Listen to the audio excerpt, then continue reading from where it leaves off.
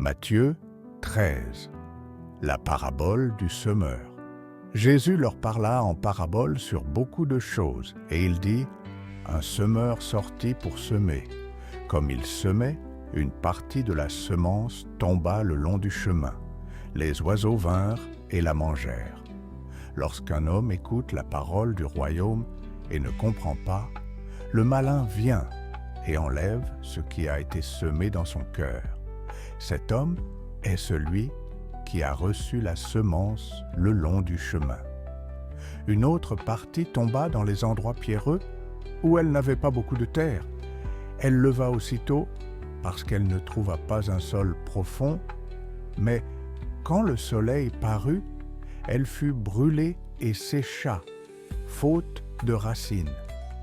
Celui qui a reçu la semence dans les endroits pierreux, c'est celui qui entend la parole et la reçoit aussitôt avec joie. Mais il n'a pas de racines en lui-même, il manque de persistance. Et dès que survient une tribulation ou une persécution à cause de la parole, il y trouve une occasion de chute. Une autre partie tomba parmi les épines. Les épines montèrent et l'étouffèrent. Celui qui a reçu la semence parmi les épines, c'est celui qui entend la parole, mais en qui les soucis du siècle et la séduction des richesses étouffent cette parole et la rendent infructueuse. Une autre partie tomba dans la bonne terre. Elle donna du fruit, un grain 100, un autre 60, un autre 30.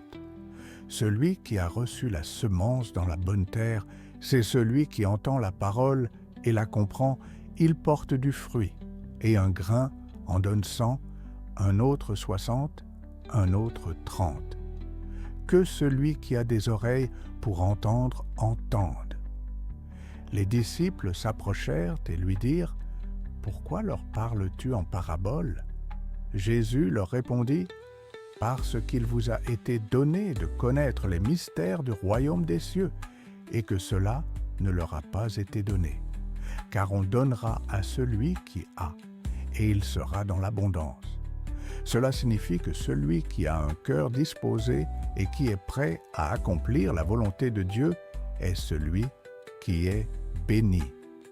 Celui qui n'a pas, on ôtera même ce qu'il a. Cela signifie que celui qui refuse de faire la volonté de Dieu se retrouvera sans même le peu qu'il croit avoir. Il perdra finalement tout, y compris leur propre vie. C'est pourquoi je leur parle en parabole, parce qu'en voyant, ils ne voient point, et qu'en entendant, ils n'entendent ni ne comprennent. Et pour eux s'accomplit cette prophétie d'Ésaïe. Vous entendrez de vos oreilles, et vous ne comprendrez point. Vous regarderez de vos yeux, et vous ne verrez point, car le cœur de ce peuple est devenu insensible. Ils ont endurci leurs oreilles, et ils ont fermé leurs yeux, de peur qu'ils ne voient de leurs yeux, qu'ils n'entendent de leurs oreilles, qu'ils ne comprennent de leur cœur, qu'ils ne se convertissent, et que je ne les guérisse. Mais heureux sont vos yeux, parce qu'ils voient, et vos oreilles, parce qu'elles entendent. Je vous le dis en vérité, beaucoup de prophètes et de justes ont désiré voir ce que vous voyez, et ne l'ont pas vu, entendre ce que vous entendez, et ne l'ont pas entendu. La parabole des mauvaises herbes. Jésus leur proposa une autre parabole, et il dit, « Le royaume des cieux est semblable à un homme qui a semé une bonne semence dans son champ.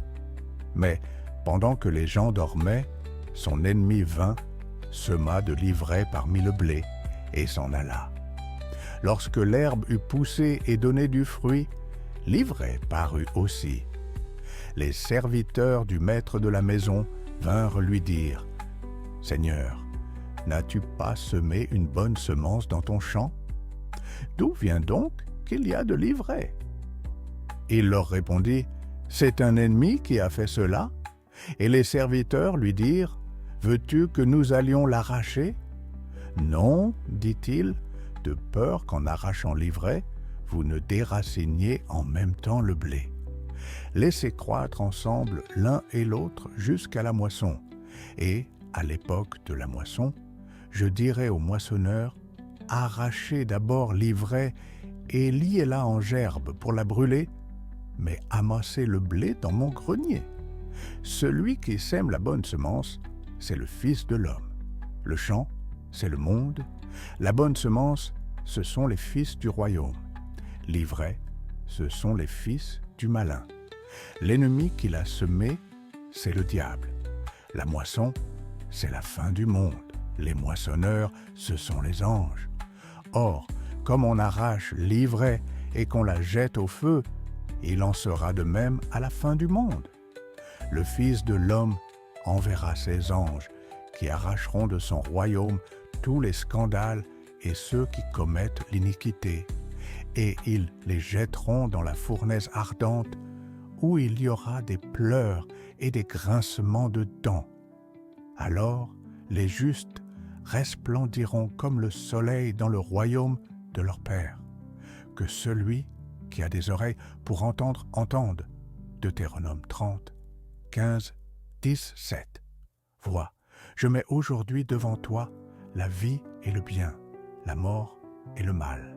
Car je te prescris aujourd'hui d'aimer l'Éternel ton Dieu, de marcher dans ses voies et d'observer ses commandements, ses lois et ses ordonnances, afin que tu vives et que tu multiplies, et que l'Éternel, ton Dieu, te bénisse dans le pays dont tu vas entrer en possession.